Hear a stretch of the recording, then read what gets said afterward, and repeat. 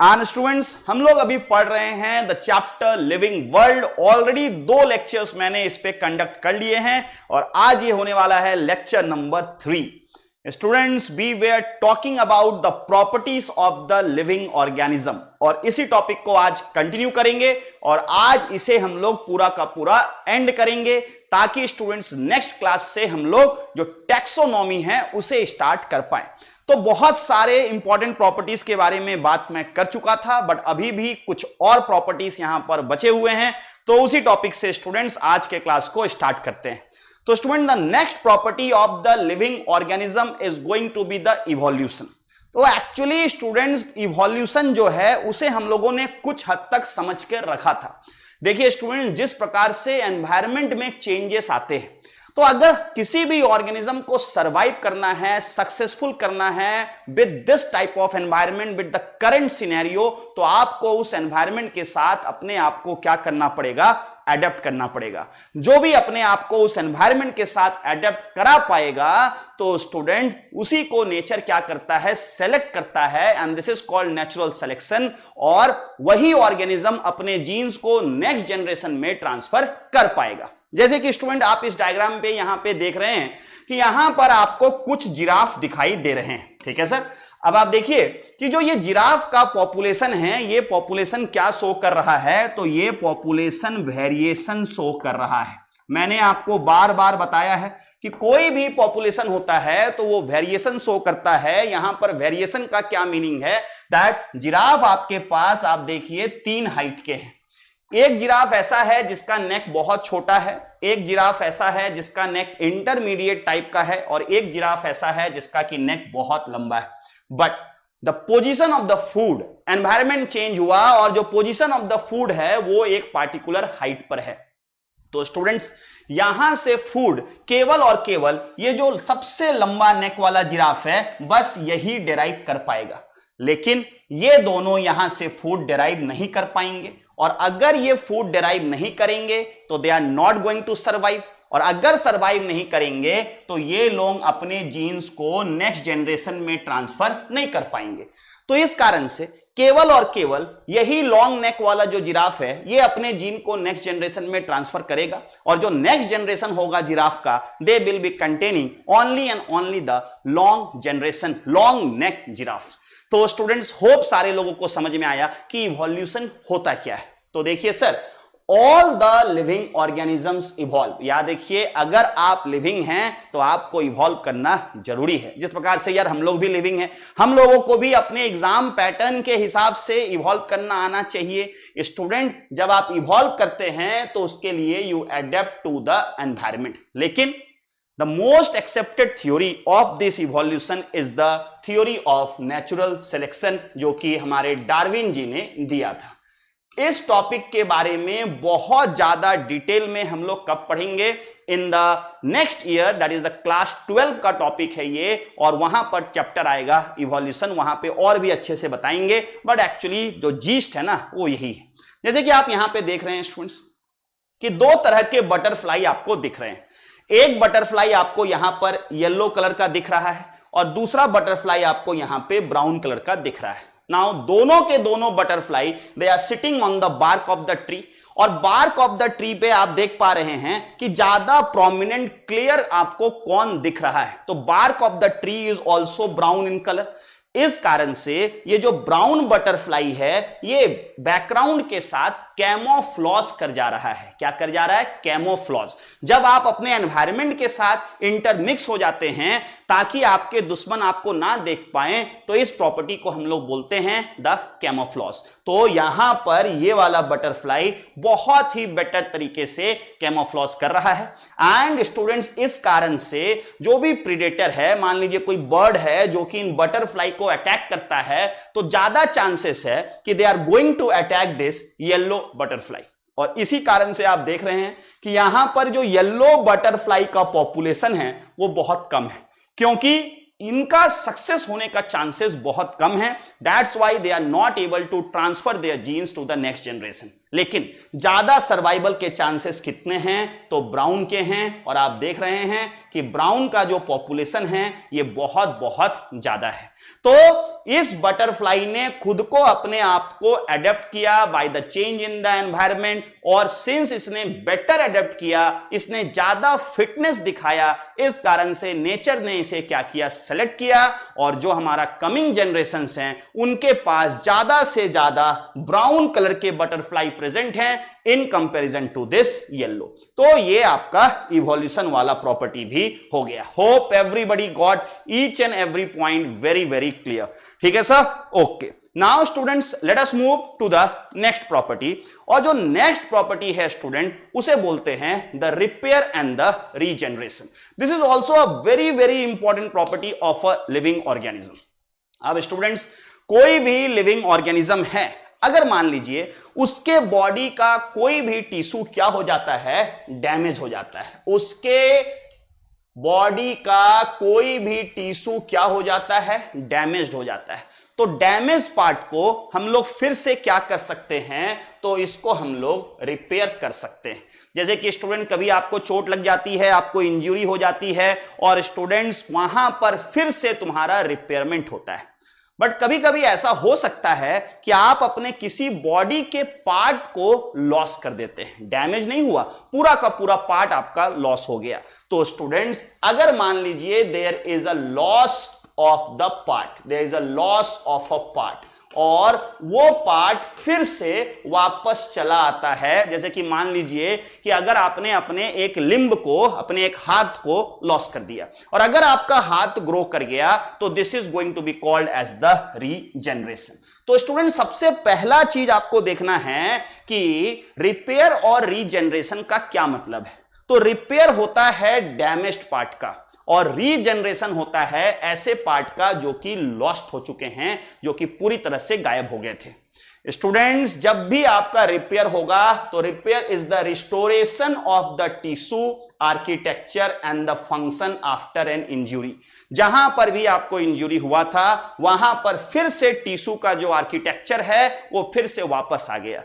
Students जहां भी repair होता है, जैसे कि मान लीजिए कभी आपके शरीर पे कहीं चोट लग जाती है, एक उंड बन जाता है, तो जब वो ठीक होता है तो आप देखेंगे कि वहां पे एक मार्क बन जाएगा। तो स्टूडेंट्स याद रखिए, this is going to leave behind, this is going to leave behind a scar. यहां पर आपको एक स्कार देखने को मिलेगा, एक scar tissue will be left behind in this area. लेकिन अगर आप बात कर रहे हैं अबाउट द रीजनरेशन, तो जहां भी रीजनरेशन होता है यहां पर किसी भी प्रकार का स्कार मार्क आपको नहीं दिखेगा, यहां पे किसी भी तरह का स्कार टिश्यू प्रेजेंट नहीं होता है। अब स्टूडेंट्स हम लोग देखेंगे the different types of the repair and the regeneration. इसमें स्टूडेंट्स एक टाइप होता है जिसे हम लोग बोलते हैं दैट इज कॉल्ड एपीमॉर्फोसिस। तो epimorphosis is a type of a repair और अ रीजनरेशन। अब आप देखेंगे स्टूडेंट्स कि जो ये एपीमॉर्फोसिस है ये दोनों में, vertebrate as well as invertebrate में पाया जाता है। ये वर्टिब्रेट्स में भी मिलेगा, मतलब students you can see that जो हायर ऑर्गेनिजम्स हैं वहां पर भी एपीमॉर्फोसिस देखने को मिलता है, जो लोअर ऑर्गेनिजम्स हैं वहां पर भी एपीमॉर्फोसिस देखने को मिलता है। अब एक्चुअली ये एपीमॉर्फोसिस है क्या? एक्चुअली ये एपीमॉर्फोसिस है क्या? अब जैसे कि स्टूडेंट्स मान लीजिए कि आपने किसी लिंब को लॉस कर दिया, ठीक है, मान लीजिए किसी पार्ट से आपने लिंब को लॉस कर दिया, तो यहां पे क्या होगा? रिपेयर होगा कि रीजनरेशन होगा? This is going to be the regeneration. तो स्टूडेंट जब रीजनरेशन होता है तो आप फिर से अपने लिंब को क्या करते हैं? रीगेन कर लेते हैं। तो अगर ऐसा हो रहा है तो this is called as the epimorphosis. तो epimorphosis restores the anatomy of the organism. जैसा एनाटॉमी आपका था, पहले आपके पास दो लिम्स थे, एक लिम्स को आपने लॉस कर दिया और वही लिम्ब फिर से वापस आ गया, तो student this is going to be called as the epimorphosis. अब देखिए यहां पर एक वर्ड लिखा हुआ है to restore the original polarity. Polarity का क्या मतलब है? जैसे कि मान लीजिए आपके पास दो लिम्स है, आप बोल सकते हैं this is the north pole, this is the south pole, but if you lose one of the limbs, आपने एक लिम्ब को लॉस कर दिया तो ऑब्वियसली अब पोलैरिटी का कोई मतलब नहीं रहा। लेकिन जैसे ही आपने फिर से लिम्ब को रीगेन कर लिया वैसे ही the polarity has been restored, मतलब जैसा पहले था। कब sir? That existed before the destruction of the tissue और the structure of the organism. मतलब स्टूडेंट कि आपका लिम्ब जैसा था बिल्कुल वैसा का वैसा लिम्ब को आपने क्या किया? रीस्टोर कर लिया है। अगर स्टूडेंट आप ऐसा करते हैं, अगर स्टूडेंट आप ऐसा करते हैं तो this is going to be called as what? This is going to be called as the epimorphosis. और जैसा कि मैंने बताया कि ये आपको हर वर्टिब्रेट हो या इनवर्टिब्रेट हो वहां पर देखने को मिल सकता है। अब जैसे कि student let's take a example here. Okay sir, अब देखिए मान लीजिए ये तुम्हारा एक इंटैक्ट लिम्ब है, ठीक है sir, this is the limb. अब किसी का भी ये लिम्ब हो सकता है सर। अब मान लीजिए ये लिम्ब का क्या हुआ, यहां पे लॉस हो गया, तो लॉस को हम लोग बोलते हैं एम्प्यूटेशन। इसको क्या बोलते हैं? एम्प्यूटेशन। कहीं पर भी ये वर्ड आपको दिखाई दे एम्प्यूटेशन, एम्प्यूटेड, एम्प्यूटेड का मतलब होता है कट। अब देखिए सबसे पहले क्या होगा कि जहां यहां कट होगा तो यहां पर स्टूडेंट एक उंड बन जाएगा, एक उंड का निशान आ जाएगा। तो अब इस उंड को क्या करना है? इसे हील करना है। तो जब इस उंड को हील करना है students, just pay attention here that the wound is going to be healed, और जब हीलिंग होगी तो ये जो उंड होगा this is going to be covered by the epidermis. This will be covered by what sir? The epidermis. ठीक है, अब ये जो वुंड था ये क्या हो गया? ये एपिडर्मिस के द्वारा कवर हो गया। अब जैसे ये कवर हो जाता है इसके अंदर में कुछ मेसेनकाइमल सेल्स होते हैं, that is the mesodermal cells होते हैं। अब स्टूडेंट्स यहां पर जो मेसोडर्मल सेल्स होते हैं, द मेसेनकाइमल सेल्स, जो मेसेनकाइमल सेल्स होते हैं ये लोग क्या करते हैं? ये लोग प्रोलिफरेट करते हैं। प्रोलिफरेट करने का मतलब है अपने नंबर को बढ़ाते हैं, और अपने नंबर को बढ़ाने के बाद दे फॉर्म व्हाट? तो दे फॉर्म द ब्लास्टेमा। ये लोग यहां पर क्या बनाता है? तो एक ब्लास्टेमा बनाता है। ठीक है, जो ब्लास्टेमा बन रहा है वो एपिडर्मिस के अंदर में बन रहा है। अब एक बार आपका इस ब्लास्टेमा का फॉर्मेशन हो गया तो अब क्या होगा? अब स्टूडेंट यही ब्लास्टेमा तुम्हारा फिर से ग्रो करता है और पूरा का पूरा जो लिम्ब है वो फिर से क्या कर जाता है? रीजनरेट कर जाता है। तो कभी भी आपसे पूछा जाए the steps of the regeneration, आपसे क्वेश्चन दिया गया the steps of the regeneration, तो क्या क्या हुआ? सबसे पहले हुआ वुंड हीलिंग। जहां से भी डैमेज हुआ था वहां पर हीलिंग होगा। हीलिंग के समय एपिडर्मिस क्या करता है? वुंड को कवर कर देता है। ठीक है, तो अब वहां पे कवरेज आ गया। अब एपिडर्मिस के नीचे कुछ मेसेनकाइमल सेल्स होते हैं, और ये मेसेनकाइमल सेल्स प्रोलिफरेट करके क्या बनाते हैं? ब्लास्टेमा। अब आप देखिए कि एक ब्लास्टेमा का फॉर्मेशन हो गया है, और यही ब्लास्टेमा तुम्हारा ग्रो करता है, और तब जाकर ये पूरी तरह से लिम्ब जो है वो रीजनरेट कर जाता है। तो होप एवरीबॉडी गॉट द मतलब ऑफ द एपीमॉर्फोसिस। हमेशा याद रखना है एपीमॉर्फोसिस में जो सबसे इंपॉर्टेंट चीज है वो होता है तुम्हारा ब्लास्टेमा फॉर्मेशन। ठीक है, अब स्टूडेंट्स आप देखिए ये कभी कभी ऐसा भी हो सकता है कि मान लीजिए कोई एक ऑर्गेनिज्म है, उसका कोई टिश्यू तुम्हारा पूरी तरह से बाइसेक्ट होके कट के अलग हो गया, और अलग होने के बाद जो भी वो टिश्यू है वो क्या करता है? पूरी तरह से ग्रो कर जाता है एक नए ऑर्गेनिज्म में। अगर ऐसा होता है तो this is called as the morpholaxis, मतलब आपका जो मॉर्फोलॉजी है वो पूरी तरह से कवर हो गया। स्टूडेंट्स क्या मैंने बताया कि कोई भी एक ऑर्गेनिज्म है, उस ऑर्गेनिज्म का बॉडी का कोई भी पार्ट क्या होता है? वो डैमेज होके अलग होता है, और अलग होने के बाद जो डैमेज्ड पार्ट है वो पूरी तरह से एक नए ऑर्गेनिज्म में ग्रो कर जाता है। This is called as the morpholaxis. तो स्टूडेंट्स ध्यान दीजिए कि ये चीज मेनली तुमको लोअर एनिमल्स में ही मिलेंगे, ये हायर एनिमल्स में जनरली देखने को नहीं मिलते हैं।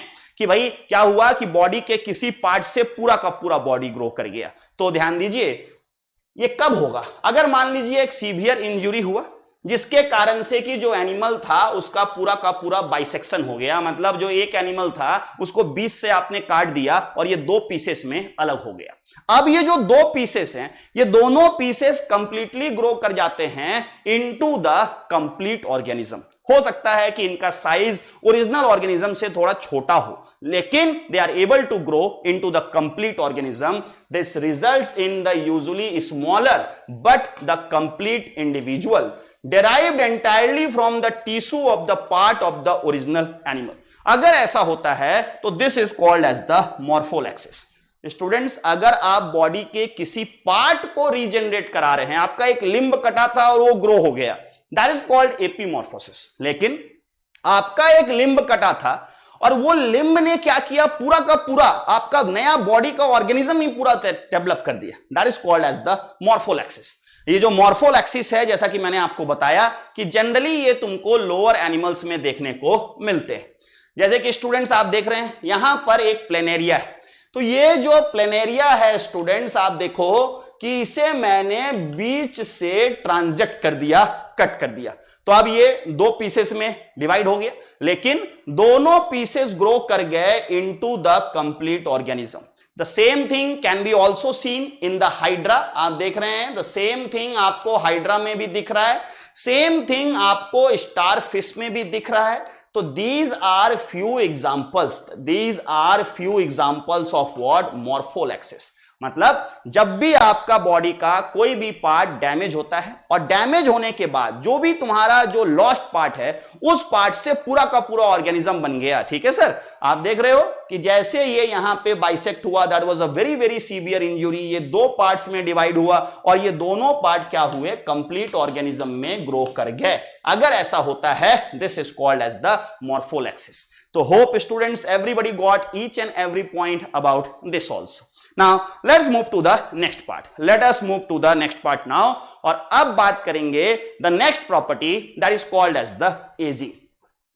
कोई भी लिविंग ऑर्गेनिज्म है तो ओवर द टाइम वो क्या करेगा, वो धीरे धीरे एज करेगा। जैसे आप देख रहे हैं इतनी सुंदर फीमेल्स, अब धीरे धीरे ये फीमेल का एज जैसे जैसे बढ़ता जा रहा है तो आप देख रहे हैं कि इसके फेस में बहुत सारे रिंकल्स मार्क्स आते जा रहे हैं, स्किन बहुत ज्यादा ड्राई होता जा रहा है। तो student this phenomenon is called as the ageing. याद देखिए the study of the ageing is called as the gerontology. कभी कभी ये क्वेश्चन भी आता है कि स्टडी ऑफ द एजिंग को क्या बोलते हैं, जेरोंटोलॉजी। बट एजिंग का मतलब केवल और केवल स्टूडेंट आपके फेस में, आपके स्किन में रिंकल मार्क्स आना ही नहीं होता है। कोई भी चीज हमारा जैसे जैसे एज करेगा वैसे वैसे जो उसका फंक्शन है वो डिटोरिएट करेगा। तो actually this is a progressive decline या deterioration in the structure and the function of the organism. याद देखिए आप यंग एज में जितना ज्यादा काम कर पाते हैं, जितना ज्यादा आप एक्टिव रह पाते हैं, वही activity is not possible in the old age. और इसी फेनोमेनन को हम लोग क्या बोलते हैं, इसे हम लोग बोलते हैं एजिंग। तो होप एवरीबॉडी गॉट दिस। अब ऐसा क्या है, what are the causes of the ageing, आखिर एजिंग के डिफरेंट डिफरेंट काउजेस क्या हो सकते हैं। तो सबसे पहला हम लोग बात करेंगे कि हमारा जो बॉडी है वो पूरा का पूरा कोलेजन से बना हुआ है। That is the most abundant protein in our body. हमारा पूरा का पूरा बॉडी ऑलमोस्ट कोलेजन से बना हुआ है।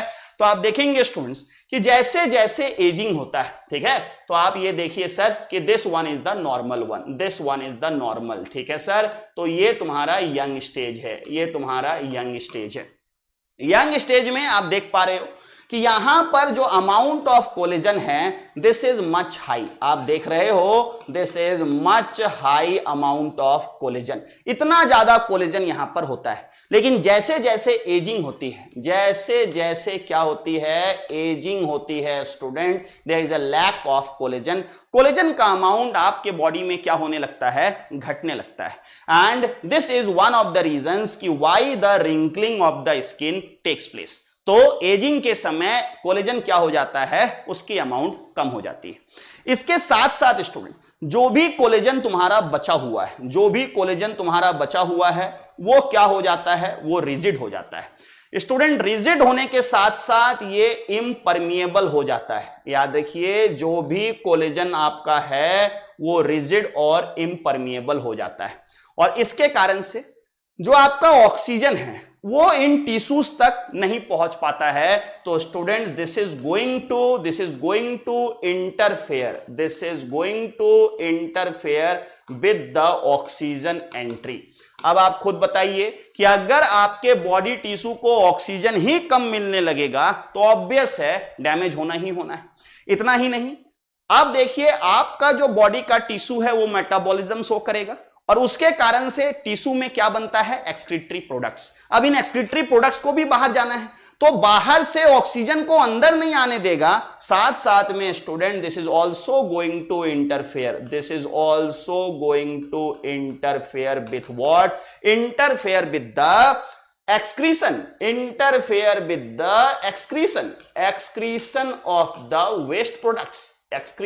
of the waste products। तो these are the problems that are going to take place कि भाई आपका जो कोलेजन है क्या हुआ, वो रिजिड हो गया, वो इम्परमिएबल हो गया, बाहर से oxygen is not able to enter, तो इस कारण से ऑक्सीजन की डेफिशिएंसी हो रही है टिश्यू को। टिश्यू में जो भी मेटाबॉलिज्म चल रहा है उसके कारण से जो वेस्ट प्रोडक्ट्स बन रहे हैं उनको बाहर जाना था, बट वो वेस्ट प्रोडक्ट्स भी बाहर नहीं जा पा रहे हैं और इस कारण से धीरे धीरे एजिंग हो रहा है और जो आपका कोलेजन है उसकी क्या होने लगती है, डेफिशिएंसी होने लगती है। तो this is one of the cause of the ageing. What is the other cause? दूसरा काउज स्टूडेंट्स आप बार बार सुनते हैं, something called as the formation of the free radicals. ये जो फ्री रेडिकल्स होते हैं स्टूडेंट, ये जो फ्री रेडिकल्स होते हैं ये आपके डीएनए को डैमेज करते हैं। याद रखिए, ये आपके डीएनए को डैमेज करते हैं, आपके जेनेटिक मटेरियल को डैमेज करते हैं। अब सर हमारे बॉडी में फ्री रेडिकल का फॉर्मेशन कैसे होता है? तो देयर आर मेनी काउजेस। ठीक है सर, आप इन काउजेस में ले सकते हो सन से जो यूवी लाइट आता है ये हमारे बॉडी में फ्री रेडिकल्स का फॉर्मेशन करता है, तो आपको इससे बच के रहने का है। जो भी हमारे एनवायरनमेंट में एयर पॉल्यूशन है इसके कारण से भी फ्री रेडिकल्स का फॉर्मेशन होता है। स्टूडेंट्स जो भी तुम्हारे आयोनाइजिंग रेडिएशंस है, जैसे कि हम लोग यार एक्सरे करवाते हैं, तो ये जो भी तुम्हारे रेडिएशंस हैं ये भी फ्री रेडिकल्स बनाते हैं। अगर आप स्मोकिंग करते हो इसके कारण से भी फ्री रेडिकल्स बनते हैं। अगर आपके बॉडी में बार बार इन्फ्लेमेशन होता है इसके कारण से फ्री रेडिकल्स बनते हैं। तो there are so many causes of the formation of the free radicals. और जो फ्री रेडिकल्स होते हैं ये डीएनए को डैमेज करते हैं और इसके कारण से भी there is a phenomenon that is called as the ageing. तो दूसरा रीजन हो गया the formation of the free radicals. Let's see the third reason. Third reason, it is also believed students कि हमारा जो ग्लैंड है that gland is called as the thymus gland. This gland is called as the thymus gland. और जो ये thymus gland होता है students, आप देखिए कि ये प्रेजेंट कहां पर है। तो student this is just present on the surface of the heart. आप देखेंगे कि ये हार्ट के सरफेस पे आपके चेस्ट वाले रीजन में प्रेजेंट है। This is actually the retrosternal. This is actually the retrosternal. तो सर ये रेट्रोस्टर्नल क्या होता है? रेट्रोस्टर्नल का मतलब है आपका जो ये चेस्ट में बोन है, this bone is called the sternum. तो स्टर्नम के पीछे, ठीक है, तो ये स्टर्नम और हार्ट के बीच में है। That's why this is called as the retrosternal. आप देखिए स्टूडेंट्स कि जब कोई बच्चा न्यू बॉर्न होता है तो इसका साइज क्या है? तो what is the size of this? बस जैसे जैसे एज बढ़ते जाता है आप देख रहे हो कि स्टूडेंट इसका जो साइज है वो क्या हो रहा है, वो डीजेनरेट हो रहा है। तो जो थाइमस है स्टूडेंट ये क्या करता है, ये डीजेनरेट करता है, degeneration along with the age, along with the age. ठीक है, थाइमस जो स्टूडेंट है ये आपको एक तरह से इम्यूनिटी प्रोवाइड करता है। This is going to provide you immunity. और सर इम्यूनिटी क्या होता है? तो ये एक पावर होता है to fight against the microbes और द पैथोजेंस। स्टूडेंट्स अगर थाइमस का साइज धीरे धीरे घटता जाएगा तो ऑब्वियस है आपकी जो इम्यूनिटी है वो घटती जाती है और यही प्रॉब्लम होता है ओल्ड एज में, दैट इम्यून सिस्टम पूरी तरह से डिटोरिएट कर जाता है। तो this is also believe that the degeneration of thymus also can be the cause of the ageing. तो ये कुछ कॉमन काउजेस है एजिंग के जिनके बारे में आपको जरूर पता होना चाहिए। ठीक है स्टूडेंट्स, चलिए let us move to the next part. The next part is the death. या देखिए, अगर कोई भी लिविंग ऑर्गेनिज्म है, तो it has to finally die after completing the life span. मैंने बताया था कि भाई लाइफ स्पैन क्या होता है, जिस दिन से आपका बर्थ है और जिस दिन आपका नेचुरल डेथ हुआ, इस दोनों के टाइम पीरियड को हम लोग क्या बोलते हैं, लाइफ स्पैन बोलते हैं। And once you complete your life span, there is a death of the organism and this is called as the thanatology. तो थैनेटोलॉजी क्या है, जेरोंटोलॉजी क्या है, पता होना चाहिए। Thanatology is the study of the death. अब सर डेथ क्यों जरूरी है? ऐसा क्यों नहीं होता है कि सारे लिविंग ऑर्गेनिज्म हमेशा ही जिंदा रहते हैं? अब आप बताइए स्टूडेंट्स कि हमारा जो लिविंग ऑर्गेनिज्म है उसका एक बहुत इंपॉर्टेंट प्रॉपर्टी है, that is called the reproduction. मतलब हम लोग रिप्रोड्यूस करते हैं, अपने नंबर को बढ़ाते हैं। अगर स्टूडेंट्स हमारा डेथ ही ना हो और हम लोग केवल रिप्रोड्यूस करते रहें, तो इस अर्थ पे तो यह जगह ही नहीं बचेगा। Already human population is so much high. तो डेथ का सबसे इंपॉर्टेंट होता है that this prevents the over crowding.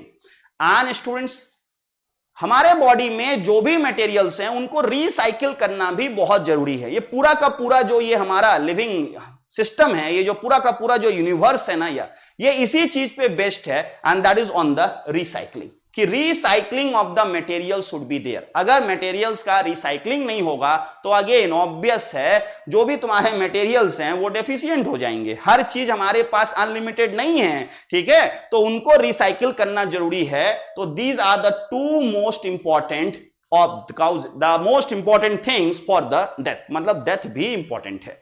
Now students, let's see कि what is a clinical death. अब देखिए सर, क्लिनिकल डेथ से हम लोग क्या समझते हैं? तो क्लिनिकल डेथ क्या होता है? ये फर्स्ट स्टेज होता है डेथ का। आप इसे बोल सकते हैं कि मान लीजिए डॉक्टर सबसे पहले किस चीज को चेक करता है पता करने के लिए कि दिस पर्सन हैज डाइड। तो student, he is going to see कि क्या आप ब्रीदिंग कर रहे हो। तो आपने देखा भाई कि आप ब्रीदिंग नहीं कर रहे हो। आपने देखा कि आपका जो हार्ट बीट है वो क्या हो चुका है, वो स्टॉप हो चुका है। तो स्टूडेंट्स, अगर ब्रीदिंग करना बंद हो चुका है, हार्ट बीट बंद हो चुका है, तो this is actually called the clinical death. Doctor सबसे पहले यही दो चीज देखते हैं कि क्या हार्ट बीट कर रहा है, क्या the person is trying to breathe. अगर ये दो चीजें नहीं हो रही हैं तो this is going to signify the clinical death. But याद देखिए स्टूडेंट कि क्लिनिकल डेथ जरूरी नहीं है कि ये परमानेंट है। आप यहां से रिवर्स हो सकते हैं, आप यहां से पीछे जा सकते हैं, क्योंकि अभी ब्रेन का डेथ नहीं हुआ है। याद देखिए स्टूडेंट्स, अभी भी आपके पास 4 से 6 मिनट का टाइम होता है, जिस समय तक आपका जो ब्रेन है वो अभी भी क्या है, अभी भी अलाइव है। स्टूडेंट्स याद देखिए, आपका ब्रीदिंग और हार्ट बीट स्टॉप हो चुका है, but brain still has how much time? It still has 4 to 6 minute, मतलब नियरली 5 मिनट्स का टाइम अभी भी ब्रेन के पास है, मतलब अभी ब्रेन डेथ नहीं हुआ है। अगर स्टूडेंट इस टाइम पीरियड में हम लोग इस पेशेंट पे प्रॉपरली काम करें तो हो सकता है कि क्लिनिकल डेथ रिवर्स हो जाए। I am saying you this is not 100% sure, बहुत कम चांसेस है, फिर भी चांसेस हैं कि यहां से पेशेंट कैन रिवर्स, और इसी को हम लोग बोलते हैं नियर डेथ एक्सपीरियंस। बहुत सारे लोगों को आपने सुना होगा, बताएंगे कि भाई मैं मर चुका था, फिर से मैं जिंदा हो गया, उसके बाद जब मर गया तो उसके साथ क्या क्या हुआ। बहुत सारी कहानियां आपको मिलती हैं सर, यूट्यूब पे भी अवेलेबल है, न्यूज चैनल्स पे भी आप देखते हैं। तो ये जो टाइम होता है ये क्लिनिकल डेथ और ब्रेन डेथ के बीच का एक टाइम होता है। अब स्टूडेंट्स, अगर मान लीजिए स्टूडेंट्स इसी समय इस पेशेंट को इमीडिएट इसके ऊपर काम किया गया और इसे क्या दिया गया, CPR. Now what is this CPR? Cardiac pulmonary resuscitation. अगर स्टूडेंट्स आपने इसे कार्डियक पल्मोनरी रिससिटेशन दिया, आपने बहुत सारे मूवीज में देखा होगा कि डॉक्टर्स क्या कर रहे हैं, चेस्ट को कंप्रेस कर रहे हैं, बहुत जोर जोर से कंप्रेस करना पड़ता है, और आप देखिए कितने स्पीड के साथ 100 to 120 टाइम्स पर मिनट, एक मिनट में 100 से 120 बार के स्पीड से आपको यह पुश करना पड़ता है, और बहुत बार देखा गया है दैट पेशेंट रिकवर करता है। इतना ही नहीं सर, आपने देखा होगा माउथ टू माउथ ब्रीदिंग करते हुए कि भाई माउथ में हवा लेके इसके माउथ में फूंकते हैं। This is called what, the cardiopulmonary resuscitation. अभी अभी मैंने बताया था कि आपका ब्रीदिंग स्टॉप हो गया है, पल्मोनरी, आपका हार्ट स्टॉप हो गया है, कार्डियक, उसको हमें रिकवर कराना है, रिससिटेट कराना है। This is called the cardiopulmonary resuscitation. बहुत बार आपने देखा होगा कि जो डॉक्टर्स हैं वो लोग कुछ ऐसे करके पेशेंट को टच करते हैं उसके चेस्ट में, that is called as the defibrillator. आप देख रहे हैं, this is called as the defibrillator. तो सीपीआर और डिफिब्रिलेशन से स्टूडेंट देखा गया है that if the appropriate medical care is initiated within the first minutes of the cardiac arrest, the individual has a good chance of survival. इसके survive करने के जो चांसेस होते हैं वो तुम्हारे बढ़ जाते हैं। Now students, What are the signs of the clinical death? जब भी आपको क्लिनिकल डेथ के साइंस जानने हैं तो क्या क्या चीजें होनी चाहिए? तो सबसे पहला चीज कि आपका कोई भी पल्स नहीं आ रहा है। पल्स आप लोग समझते हैं सर, यहां पे पल्स चेक करते हैं, this is the radial artery. Neck में चेक करते हैं, बहुत सारे बॉडी में एरियाज हैं, ये सारे हम लोग सर्कुलेटरी सिस्टम में पढ़ेंगे। आपके बॉडी में किसी भी तरह का पल्स नहीं आ रहा है। जब हम लोग स्टूडेंट्स आपके हार्ट बीट को सुनने की कोशिश करते हैं, डॉक्टर स्टेथोस्कोप लगाता है और हार्ट बीट को सुनने की कोशिश करता है, there is no heart beat that you can see. आप देख रहे हैं स्टूडेंट, जो ये ईसीजी है ये पूरी तरह से स्ट्रेट हो चुका है, बहुत सारे मूवीज में आपने देखा होगा। This is called as the asystole on the ECG. ठीक है, सिस्टोल का मतलब होता है जब हार्ट बीट करता है, that is called as the systole. But ये पूरी तरह से एकदम स्ट्रेट लाइन है, मतलब ये क्या हो गया है, ए सिस्टोल हो चुका है। Students, there is no observed respiratory effort. No observed respiratory effort मतलब स्टूडेंट जब आप ब्रीदिंग करते हैं तो आप देख रहे हो कि ये पेशेंट ब्रीथ करने की कोई भी एफर्ट ही नहीं कर रहा। हम लोग जब ब्रीथ करते हैं हमारा जो चेस्ट है वो मूव करता है, but students there is no breathing effort by this patient. Next students, no breath sounds. आपने देखा होगा डॉक्टर को कि वो ब्रीथ साउंड को भी सुनने की कोशिश करते हैं, पर देखता है कि जब मैं स्टेथोस्कोप लगा के ब्रीथ साउंड को सुनने की कोशिश कर रहा हूं, no breathing sound is there. And student जो प्यूपिल होते हैं वो क्या हो जाते हैं, वो डायलेट हो जाते हैं। जब प्यूपिल या जो प्यूपिल है जिसके थ्रू की लाइट हमारे आंखों में एंटर करता है वो तुम्हारा डायलेट हो जाता है। जब आप स्टूडेंट्स प्यूपिल पे लाइट मारते हैं, there will be a torch doctor के हाथ में आप देखोगे, बट वो रेस्पॉन्ड नहीं करेगा। जबकि आपके आंख में अगर मैं टॉर्च से लाइट डालूं तो that is pupil is going to response, but there is no reaction to the light. अगर ये सब चीजें हो रही हैं तो these are what, these are the signs of the clinical death. Okay sir, everybody got this? Okay, very very good. Now students, biological death. Biological death क्या होता है? तो जैसा कि मैंने आपको बताया कि clinical death and a brain death, that is called the biological death. Clinical death को एक साइड रखिए, बायोलॉजिकल डेथ को एक साइड रखिए। Biological death means the brain death. तो student this is the irreversible brain damage और the biological death. तो सबसे पहले याद रखना है biological, B for biological, B for what's the brain death. Okay sir, तो ये कब होता है? तो अभी अभी मैंने बताया कि अगर क्लिनिकल डेथ के बाद 4 से 5 मिनट का टाइम पास हो चुका है तो स्टूडेंट्स क्या होता है कि आपका जो ब्रेन है वो पूरी तरह से डैमेज हो जाता है, and this is called as the biological death. Okay sir, तो होप एवरीबॉडी गॉट दिस कि जो ये सीपीआर का टाइम है, जो ये रिससिटेशन का टाइम है, ये आपके पास 4 से 5 मिनट का है। अगर इस बीच में आपने इन सभी चीजों को अप्लाई किया तो हो सकता है कि सामने वाला पेशेंट फिर से क्या हो जाए, रिकवर हो जाए, बट बायोलॉजिकल डेथ के कारण से this goes under the irreversible phase. ठीक है sir. Now students, just let's see that what are the features, what are the features of the biological death. क्या देखकर आप बायोलॉजिकल डेथ को समझ पाएंगे? तो सबसे पहला चीज होता है कोमा। सबसे पहला चीज होता है कोमा। कोमा के बारे में मैं अभी बात करूंगा। दूसरा होता है एपनिया। एपनिया का मतलब होता है नो ब्रीदिंग। एपनिया का मतलब होता है नो ब्रीदिंग। और स्टूडेंट तीसरा होता है ब्रेन स्टेम रिफ्लेक्सेस एब्सेंट।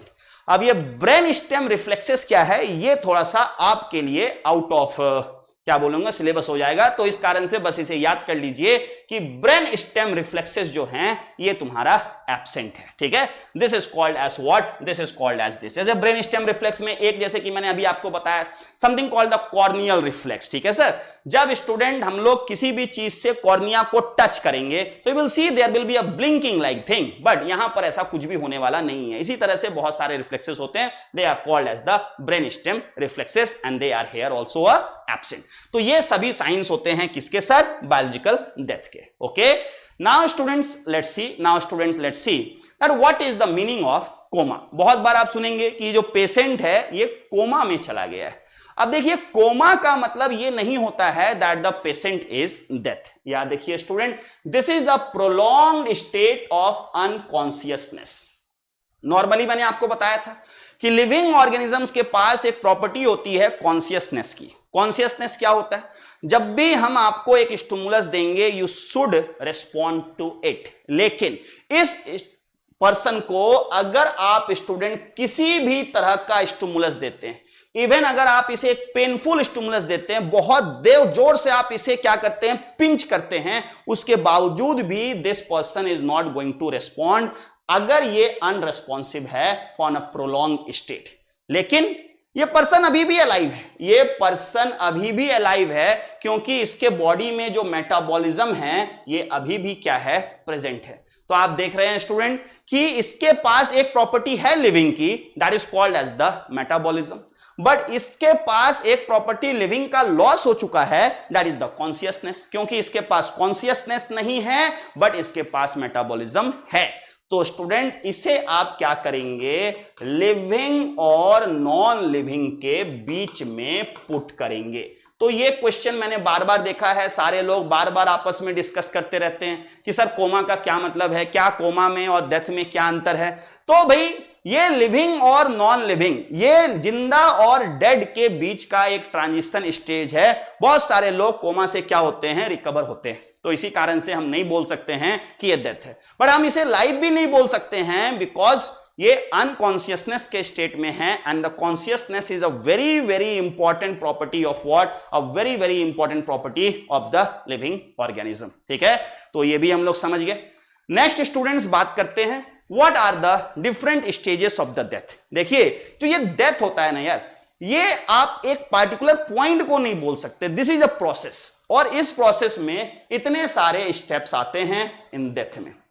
सारे आपको नहीं पढ़ना है बट कुछ कुछ वर्ड्स के बारे में पता होना चाहिए, जैसे कि पैलर मोटिस क्या है, एल्गर मोटिस क्या है, राइगर मोटिस क्या है, लाइवर मोटिस क्या है, प्यूट्रिफिकेशन, डिकम्पोजिशन। तो ये तुम्हारे इसके बाद भी और भी कुछ कुछ स्टेप्स होते हैं, but these are the few stages. सबसे पहला द पैलर। आप देखेंगे सर कि जो पूरा स्किन होता है ना वो पेल हो गया है। जो पर्सन का डेथ होता है तो उसका जो स्किन होता है वो पूरी तरह से पेल हो जाता है, व्हाइट व्हाइट हो जाता है। देखिए अब जो हमारा स्किन है ये रेड कलर का आपको क्यों दिखता है, बिकॉज आपका जो भी टिश्यू है उस टिश्यू में जो कैपिलरीज है वहां पर ब्लड का फ्लो चल रहा है, that is why they are seen as the red colour. लेकिन स्टूडेंट्स जैसे ही डेथ होगा तो अब तो आपका हार्ट ने ब्लड को पंप करना बंद कर दिया है, इस कारण से आपके जो कैपिलरीज हैं वो कोलैप्स हो जाते हैं। और अगर कैपिलरी कोलैप्स हो गए तो ऑब्वियस है वहां पर किसी भी तरह का ब्लड सर्कुलेशन नहीं है, तो वो एरिया आपको कैसा दिखाई देगा, तो that area is going to be visible as the light और द व्हाइट स्किन। याद देखिएगा डेथ का ये सबसे पहला स्टेज है जो कि 15 से 25 मिनट आफ्टर द डेथ आपके बॉडी में दिखने लगता है, और इसे हम लोग बोलते हैं द पैलर मोटिस। कोई भी पूछेगा that what is the cause of the pallor mortis, तो ये होता है due to the collapse of the capillary circulation. क्यों कैपिलरी सर्कुलेशन कोलैप्स हो गया, क्योंकि आपका जो हार्ट है उसने बीट करना क्या किया है, बंद कर दिया है। Because students there is no cardiac pumping, there is no cardiac pumping. अगर हार्ट ब्लड को पंप करना ही बंद कर देगा तो ऑब्वियस है कैपिलरीज तक ब्लड कैसे पहुंचेंगे, and the capillary system will collapse, और इसके कारण से आपका जो स्किन है वो लाइट या व्हाइट कलर का हो जाएगा। ठीक है, next students let's see the Elgar mortise. Now sir what is this Elgar mortise. तो ये जो वर्ड होता है एल्गर, आप देखेंगे कि डेथ के बाद जो बॉडी का टेम्परेचर होता है, आप किसी भी डेथ पर्सन का अगर पाम को या सोल्स को टच करेंगे you will feel that it is cold. ना ऐसा क्यों है, क्योंकि बॉडी में मेटाबॉलिज्म बंद हो चुका है, बॉडी में हीट प्रोडक्शन बंद हो चुका है। आप केवल और केवल बॉडी से हीट को क्या कर रहे हैं, लॉस कर रहे हैं।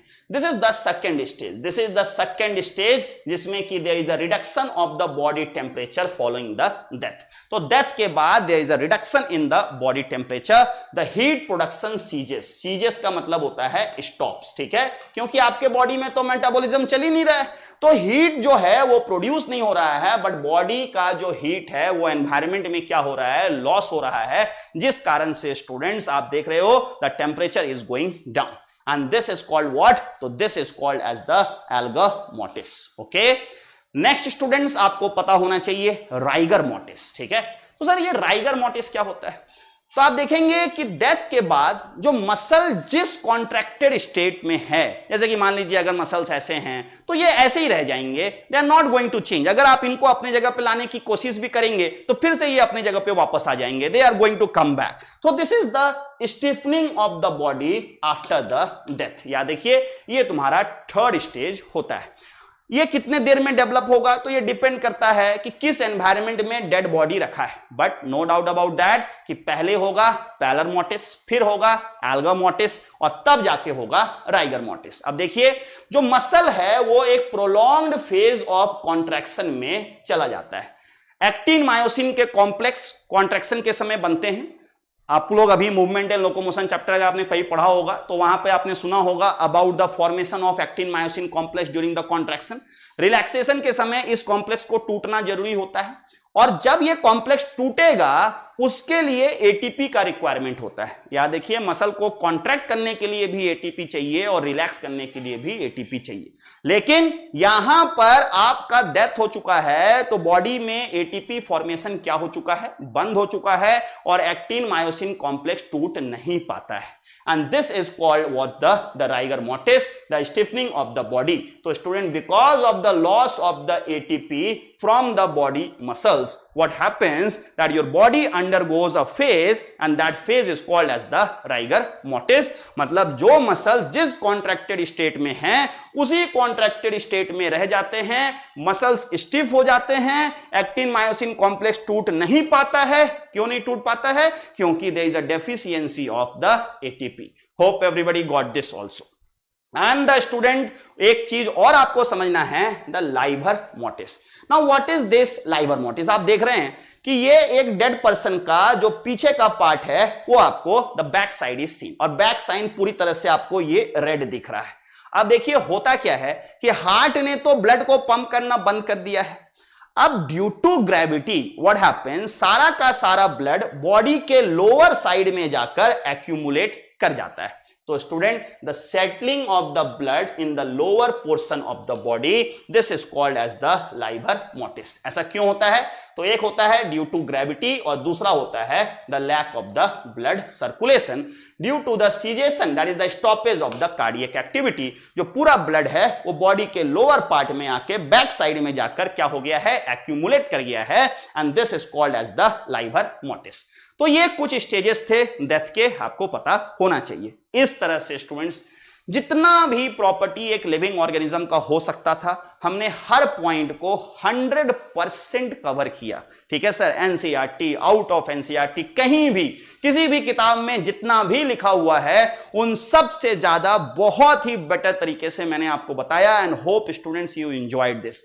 ये जितने भी प्रॉपर्टीज थे sir, definite shape and size, organisation, growth and development, metabolism, reproduction, homeostasis, consciousness, adaptation, evolution, repair and regeneration, ageing, death, ये सारे को मैंने स्टूडेंट्स टोटल 3 वीडियोस में पूरी तरह से अब कवर कर दिया है। तो स्टूडेंट्स इस तरह से ये पहला पार्ट इस चैप्टर का खत्म हुआ, the properties of the living organism. अगले क्लास से हम लोग बात करेंगे, अगले क्लास से स्टूडेंट्स हम लोग बात करेंगे, इसी चैप्टर को कंटिन्यू करेंगे बट टैक्सोनॉमी के बारे में बात करेंगे, दैट इज द क्लासिफिकेशन। तो होप स्टूडेंट्स आप लोग नोट्स बना रहे हैं और चीजों को समझ रहे हैं। अपने डाउट्स को हमारे डाउट सेक्शंस में जरूर भेजा कीजिए, वहां पे हम लोग आपको जरूर रिप्लाई करेंगे। ठीक है students, hope everybody enjoyed the today session. Bye bye everyone, thank you.